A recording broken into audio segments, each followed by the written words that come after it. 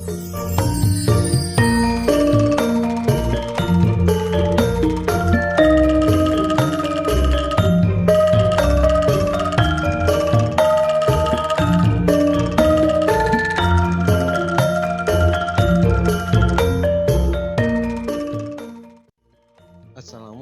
warahmatullahi wabarakatuh.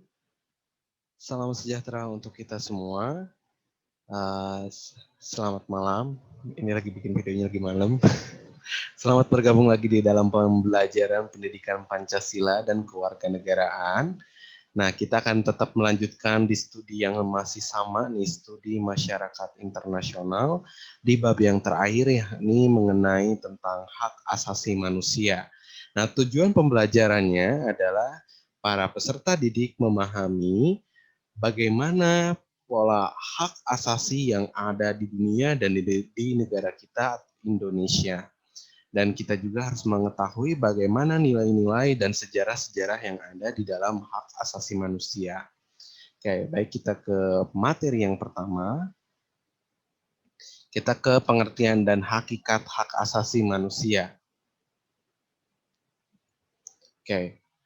Hak asasi manusia secara definitif itu merupakan unsur normatif yang berfungsi sebagai pedoman berperilaku, melindungi kebebasan, kekebalan, serta menjamin adanya peluang bagi manusia dalam menjaga harkat dan martabatnya. Jadi di sini adalah sekumpulan norma yang melindungi khususnya untuk memberikan penekanan bahwa kita ini memiliki sesuatu yang tidak bisa diganggu oleh orang lain. Nah, unsur-unsur dalam hak itu ada 3. Yang pertama ada pemilik hak, yang kedua ada ruang lingkup penerapan hak, dan yang ketiga pihak yang bersedia dalam penerapan hak. Jadi ketika seseorang itu mendapatkan hak, biasanya adalah ketika dia mendapatkan pengakuan secara hukum. Nah, kalau di negara kita itu pengakuannya itu adalah berdasarkan kependudukan. Kalau anak yang di bawah 17 tahun itu dibuktikan dengan adanya akta ataupun dokumen-dokumen lain. Kalau di atas 17 tahun itu dilindungi dibuktikan dengan adanya KTP, termasuk warga asing. Warga asing juga punya hak dibuktikan dengan paspor sebagai kartu identitasnya. Nah, dengan demikian, hak merupakan unsur normatif yang melekat pada diri setiap manusia yang dalam penerapannya berada dalam ruang lingkup hak, persamaan hak, dan kebebasan yang terkait dengan interaksinya antar individu ataupun dengan instansi. Nah, pengertian HAM sendiri atau hak asasi manusia, tadi kan haknya nih, sekarang kita ke hak asasi manusianya. Hak asasi manusia adalah hak ini secara general, secara umum. Nah, hak asasi manusia adalah hak yang melekat pada diri manusia yang bersifat kodrat dan fundamental sebagai suatu anugerah Tuhan yang harus dihormati, dijaga, dan dilindungi oleh setiap individu, masyarakat, dan negara. Jadi itu tuh adalah hak yang sudah diberikan oleh Tuhan, bukan hak yang diberikan oleh manusia. Jadi hak asasi manusia ini kalian akan mendapatkan hak itu adalah ketika kalian dilahirkan ke muka bumi. Intinya itu. Jadi ketika kalian lahir ya kalian udah dapat hak-hak itu. Dan itu adalah hak-hak yang diberikan oleh Tuhan. Nah, menurut John Locke, HAM ataupun hak asasi manusia adalah hak-hak yang diberikan langsung oleh Tuhan sebagai hak kodrati yang memiliki sifat diantaranya satu sifat mendasar atau bersifat fundamental, tidak dapat dicabut oleh siapapun, dan yang ketiga melekat dalam diri manusia. Jadi sifat mendasar ini ya setiap manusia pasti punya hak asasi manusia dan kita menyepakatinya sama. Persepsinya akan sama. Lalu yang kedua tidak dapat dicabut oleh siapapun. Ya orang lain nggak berhak. Yang berhak hanya Tuhan kepada kita. Dan yang ketiga adalah melekat dalam diri manusia. Jadi setelah dilahirkan dia itu langsung melekat secara otomatis, tidak perlu memerlukan dokumen-dokumen yang banyak. Bahkan tidak memerlukan dokumen. Itu karena itu tuh secara kemanusiaan itu sudah dilengkapi. Lalu ada menurut Jane Matterson menyatakan bahwa hak asasi manusia adalah hak yang melekat pada setiap manusia yang tampaknya manusia mustahil hidup sebagai manusia. Jadi hak-hak inilah yang memberikan status bahwa kalian itu adalah manusia ataupun makhluk yang memiliki akal dan budi pekerti. Nah, sedangkan kalau menurut Undang-Undang Nomor 39 Tahun 1999 tentang hak asasi manusia, pasal 1 disebutkan bahwa hak asasi manusia adalah seperangkat hak yang melekat pada hakikat dan keberadaan manusia sebagai makhluk Tuhan yang Maha Esa dan merupakan anugerahnya yang wajib dihormati, dijunjung tinggi, dan dilindungi oleh negara, hukum, pemerintah, dan setiap orang demi kehormatan serta perlindungan harkat dan martabat manusia itu sendiri. Jadi kalau menurut undang-undang negara kita ini lebih ke arah harus adanya saling hormat menghormati dan saling apa bisa dibilang tuh harus balance gitu dan harus adanya penegakan secara konsis dari negara, hukum, dan pemerintah. Yang berikutnya. Nah, secara garis besarnya pada akhirnya simpulannya tentang hak asasi manusia, HAM itu satu tidak perlu diberikan, dibeli ataupun diwarisi. HAM adalah bagian dari manusia secara otomatis. Itu langsung menempel pada diri manusia sendiri. Lalu yang kedua, HAM berlaku untuk semua orang tanpa memandang jenis kelamin, ras, agama, etnis, pandangan politik atau asal-usul sosial dan bangsanya. Jadi di sini HAM itu tidak mengenal yang namanya rasialis, tidak. Mau perempuan, mau laki-laki sama. Mau dia orang Eropa, kulit putih, kulit hitam, kulit sawo matang, itu sama semuanya. Mau agamanya Islam, Kristen, ataupun Hindu, Buddha, semuanya sama. Tidak memandang juga misalnya pandangan politiknya adalah simpatisannya A, ini simpatisannya B. Enggak. Hak asasi manusia semuanya bersifat universal. Lalu yang ketiga, hak asasi manusia ini tidak bisa dilanggar. Tidak seorang pun mempunyai hak untuk membatasi atau melanggar hak orang lain. Orang tetap mempunyai hak meski negaranya membuat hukum yang tidak melindungi ataupun melanggar HAM. Jadi selama tidak melanggar HAM sebetulnya itu hukum itu harus dijunjung. Tapi ketika melanggar HAM, contoh, ada beberapa hal yang misalnya dilanggar ketika hukum mati.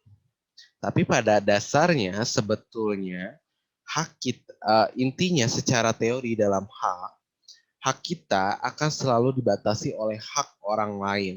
Nah, kewajiban kita akan selalu dibatasi oleh kewajibannya orang lain.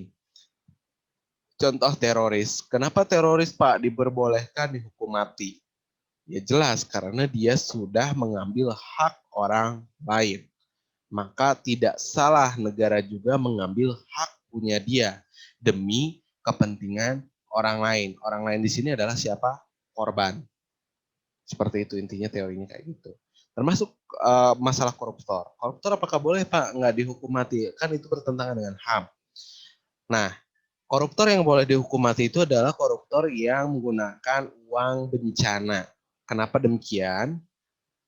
Karena dia ketika orang itu mengkorupsi dana bencana, siapa tahu ada orang yang membutuhkan dana tersebut malah meninggal atau mati akibat tidak tersalurkannya bantuan. Itu bisa terjadi. Maka berhak juga ketika orang yang melakukan korupsi akibat mengambil uang untuk bantuan bencana, maka itu berhak untuk dihukum mati secara dalam undang-undang anti pidana korupsi. Dalam tindak pidana korupsi atau undang-undang tipikor.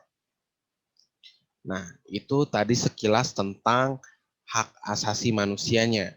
Nah, sekarang kita akan bercoba lebih berkenalan lagi dengan sejarahnya dulu HAM. Oke, kita pertama lihat di sini awal mula HAM itu adalah hukum alam atau natural law. Nah, ini sejarah HAM global.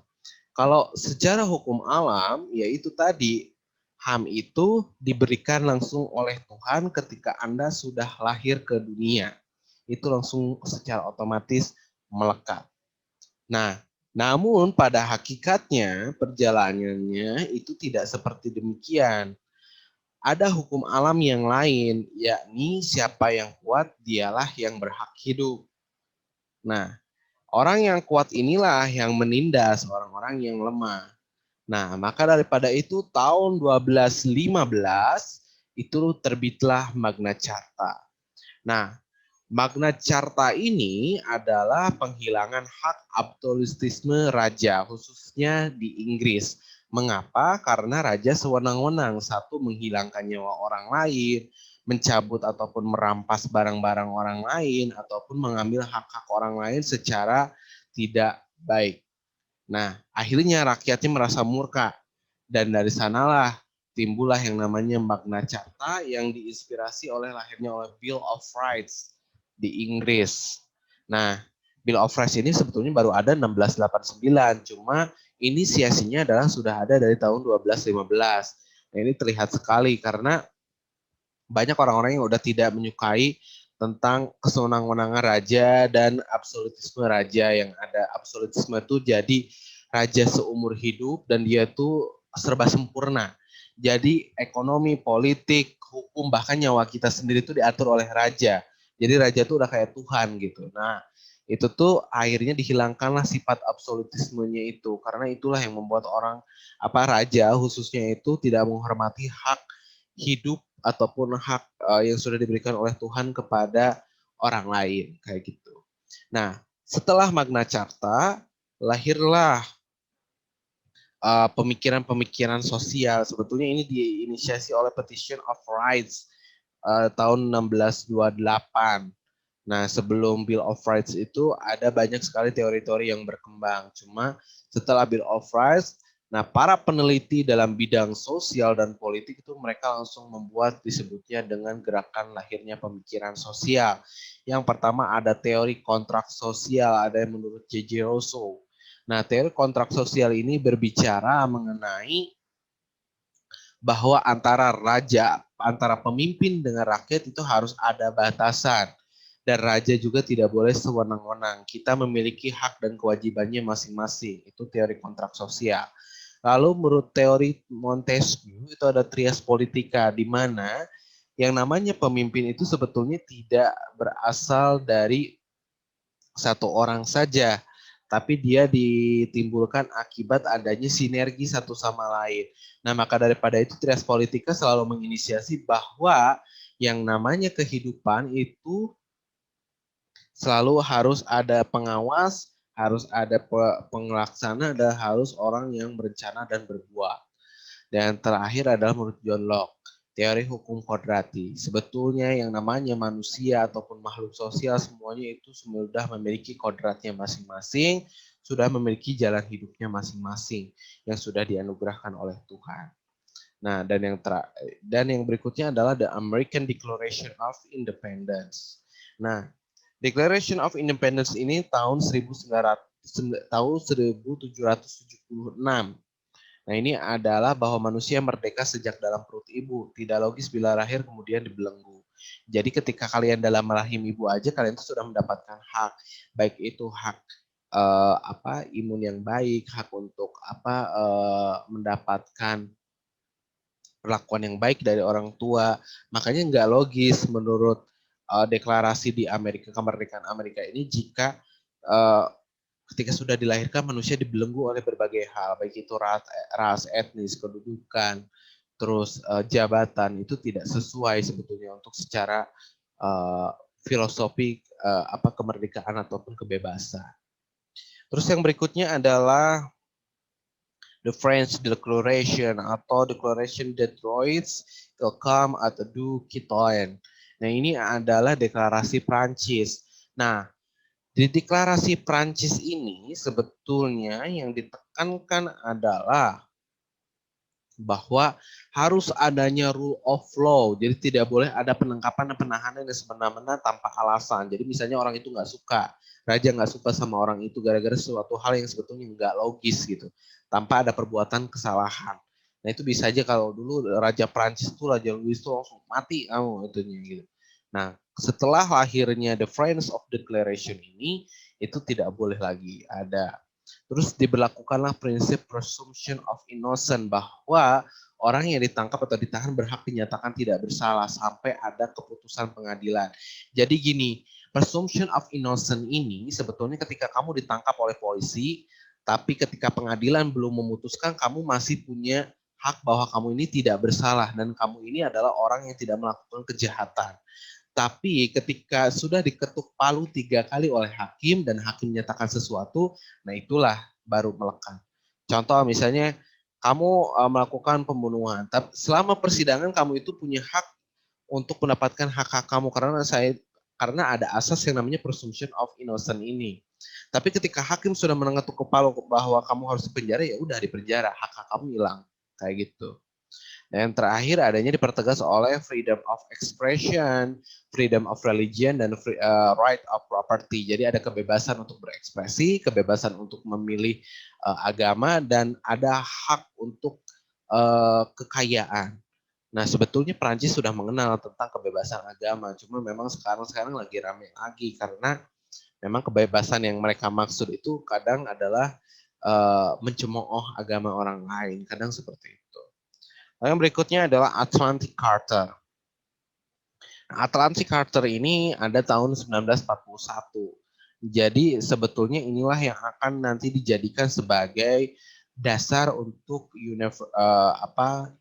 Universal Declaration of Human Rights oleh PBB.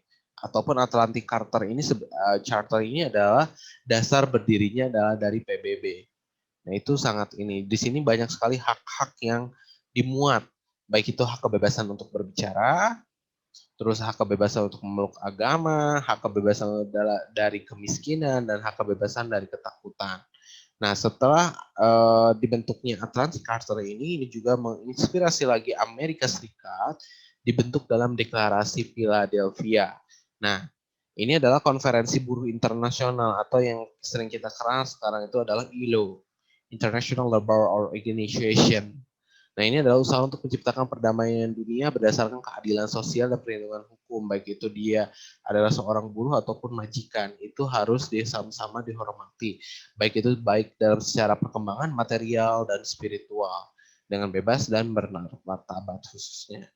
Dan yang terakhir itu adalah yang sekarang, nih yang kita pegang sampai sekarang itu adalah Universal Declaration of Human Rights. United Nations atau PBB. Nah, deklarasi ini sebetulnya berisi pernyataan sedunia, jadi pernyataan berbagai negara bahwa adanya tentang hak-hak asasi manusia yang terdiri dari 30 pasal. Dan di sini piagam ini menyerukan kepada semua anggota dan bangsa-bangsa bahwa eh, seluruh dunia harus menjamin dan mengakui hak-hak asasi manusia yang dimuat dalam konstitusi tiap-tiap negara. Jadi harus sama-sama tetap diakui dengan baik. Itu untuk sejarah globalnya. Yaitu sejarah global itu apa intinya itu adalah bagaimana sih sampai deklarasi universal ini sampai timbul itu dasarnya dari mana ya? Memang awalnya secara teknis itu diawali dari gerakan di Inggris dan diakhiri oleh pengakuan dari berbagai negara. Oke, tadi setelah kita mempelajari sejarah hukum global, secara HAM global, di sini ada juga yang namanya di situ dari perkembangan HAM global ini ada pengembangan yakni dan pengembangannya itu ditimbulkan dari 4 generasi pemikiran HAM. Jadi 4 generasi pemikiran HAM yang pertama itu adalah pengertian jadi adanya dampak untuk HAM harus berpusat pada hukum dan politik ini akibat perang dunia. Totalitarisme dan kolonialisme itu harus diperjuangkan hak hukum dan hak politik seseorang.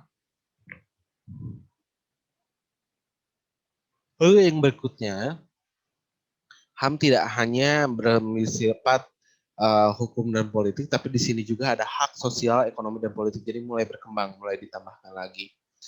Nah, di pemikiran yang berikutnya, pemikiran generasi ketiga bahwa keadilan dan pemenuhan HAM haruslah dimulai sejak dimulainya pembangunan, bukan setelah pembangunan selesai. Jadi membangun sesuatu dari perencanaan sampai akhir itu tuh harus sudah mulai berlaku.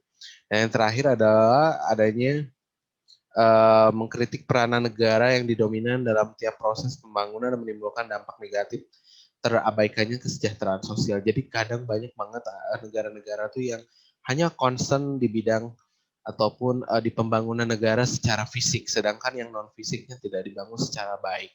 Nah, itu juga bisa menjadi masalah yang serius sebetulnya. Nah, disinilah HAM mulai berkembang dari mulai hanya hukum, terus merambah ke sosial ekonomi, terus merambah juga kepada pemenuhan dalam pembangunan, dan yang terakhir adalah uh, kedominanan dalam proses pembangunan hak asasi manusia itu sendiri. Oke, nah itu tadi empat pengenderaan ini. Sekarang kita ke perkembangan HAM di Indonesia. Nah, perkembangan HAM di Indonesia itu bagi dua. Ada yang sebelum kemerdekaan dan setelah kemerdekaan. Kalau yang sebelum kemerdekaan itu asasnya itu berdasarkan Budi Utomo. Nah, Budi Utomo adanya kesadaran berserikat ataupun mengeluarkan pendapat. Jadi dimulainya itu adalah kebebasan untuk berpendapat. Nah, setelah kemerdekaan itu dari tahun 1945 sampai 1950 itu adalah menekankan adanya harusnya ada hak merdeka, hak berserikat, dan hak menyampaikan pendapat. Jadi lebih ke politik terlebih dahulu. Nah, baru di 1950 sampai 59 itu adanya mulai diterbitkannya hak politik. Nah, di sini hak politiknya tuh lahirnya banyak berbagai partai. Sorry. Yang kedua adanya kebebasan pers, terus adanya pemilu, dan adanya parlemen. Lalu di periode 1859 sampai 1966, ini karena adalah di demokrasi terpimpin yang dipimpin oleh masih di eranya Pak Soekarno.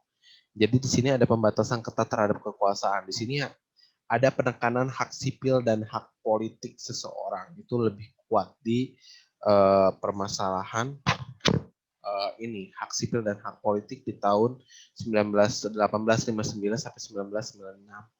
Jadi sudah ada sebetulnya pengembangannya secara komprehensif. Nah, setelah demikian, kita masuk ke era 1966 sampai 1998. Jadi periode ini tuh lebih penekanan kepada kebebasan dasar dalam manusia yang dibuktikan dengan adanya nilai-nilai yang terkandung dalam manusia itu sendiri. Terus di sini mulai ada pembentukan lembaga penegakan HAM. Nah, di tahun 1966 sampai 98. Nah, kalau dari tahun 1998 sampai sekarang, ini kita tahu sendiri ada tragedi Trisakti dan tragedi masa reformasi itu juga menuntut perubahan tentang hak asasi manusia yang ada di dalam hukum itu sendiri, sehingga lebih berkembang dan lebih bersifat menyeluruh. Oke, kita ke bentuk HAM. Ini materi yang ketiga, ada bentuk HAM.